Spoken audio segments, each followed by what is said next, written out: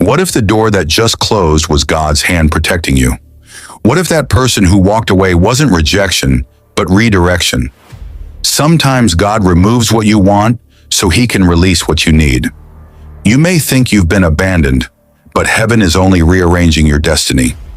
There was a young woman named Esther Adeyemi. She believed she had finally met the man she would marry. He was charming, prayerful, and said all the right words. She built her world around him. She prayed, she dreamed, and she made plans for a future that never came. Then one day, everything fell apart. He stopped calling.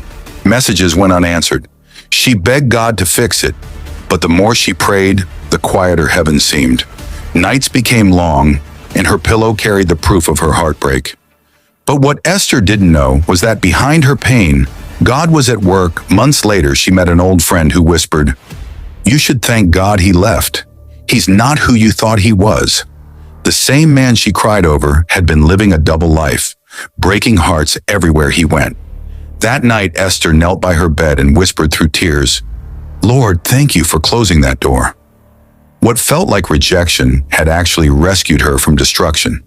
A year later, when she wasn't even looking, Esther met someone new, a humble, genuine man who valued her faith more than her looks. This time she didn't have to beg for love. Peace introduced her to it.